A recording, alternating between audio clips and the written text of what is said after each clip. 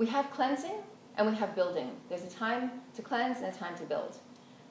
A lifestyle of cleansing incorporates constant cleansing, but the kind of cleansing that you'll be doing over these 7 days, because it's so focused on releasing waste matter, so focused on dredging up the old stuff to release it, I don't want you focused on heavy exercise over these next 7 days. A lot of you will like to hear this. There is a place in the future, once you get past all this waste residue elimination, for intense, aggressive exercise, which I'm a big fan of. But this week, I'm happy for you to go on walks, go on gentle hikes, just stretch, do a gentle yoga class if you like. Certainly if you're doing yoga or Pilates regularly and it's not too, it's sort of, instead of taking maybe your advanced class, take the beginner or intermediate class. Don't feel like you have to exert a lot of physical energy in this week, because it may actually have the opposite effect. You may actually take energy away from the deep cleansing that needs to be happening. So I am all for building the body, strengthening it, creating an integrity in the cells and in the skeletal muscular system that is, again, unparalleled. But this is not the week for that strenuous display of athletic prowess.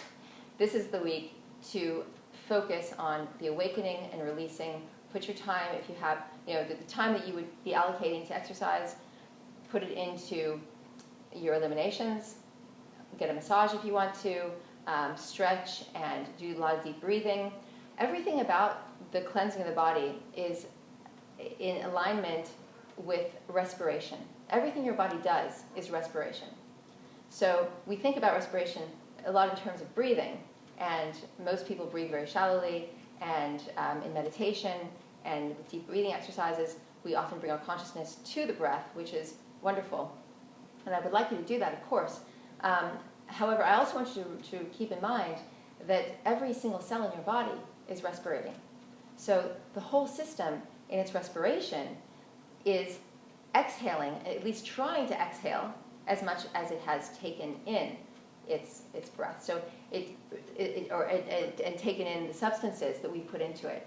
So one of the big problems, and the reason the body becomes so congested with all this waste, is that there's all this consumption, but no release in the cell itself. So if you have tissues made up of cells that are receiving but not conducting, are not exhaling, then they're basically just suffocating. And what we want to do is we want to bring the respiration back to the cell, in as much as we're bringing the respiration back to the whole organism, which is also, it makes me think about when people are very keen to do an organ cleanse, like a gallbladder flush or a liver cleanse.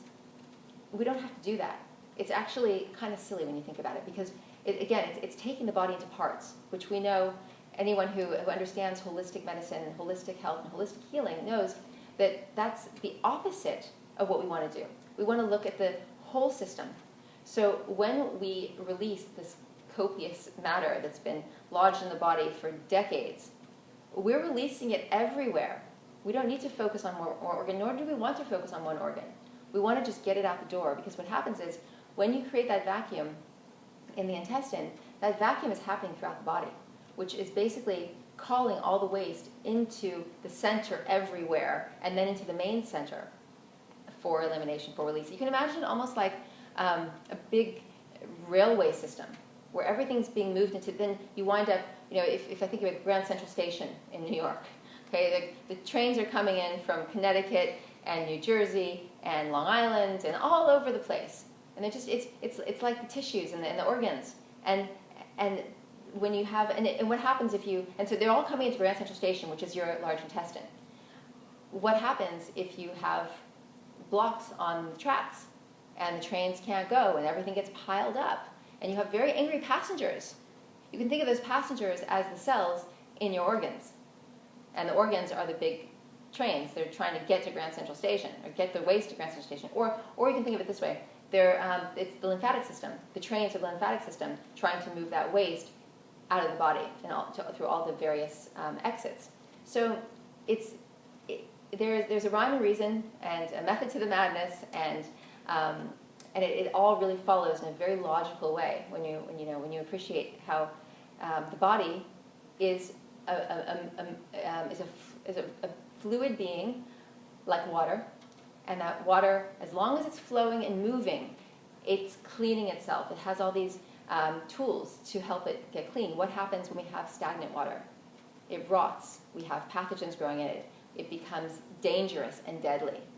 That stagnation happens on a cellular level in your body, and that's why the body becomes this kind of septic being. And the symptoms that we have are from that septic state, that stagnation of what should be clean fluid moving through the body. We're 70, 75% water, depending on how we live and eat. We can be a lot less than that, unfortunately. So if you're mostly consuming dry food, which is what most people eat, the animal flesh, cooked animal flesh, starches, cooked starches, pretty much everything that most people eat in a day is dry food. You think about even with your pets, you wouldn't give them dry food. What do we get up in the morning and most people eat cereal for breakfast? That's like basically giving your pet the dry food. And we know what happens to pets when they eat too much dry food. They're constipated, they get sick, they're not well, they're not energetic. They shouldn't be domesticated this way anyway. They should be out in the wild, and they would be only consuming water-rich substances. So by the nature of what we're consuming, we're drying ourselves out. We're creating a desert environment. We're creating an internal drought. So when people say, well, I'll just drink a lot of water, 8 glasses of water, we say a day. There's a lot I can say about water, but maybe I'll save that for the 7-day cleanse. There will be a big educational component to the cleanse. So there will be regular Zoom meetings, regular live group sessions, and there will be recordings. So every day you're going to get something from me. You're going to either have a live session or an audio, and you're going to be motivated, encouraged, and kept on track, allow the pun, so that you don't miss a beat, you get the full effect, and you feel fantastic by the end of it.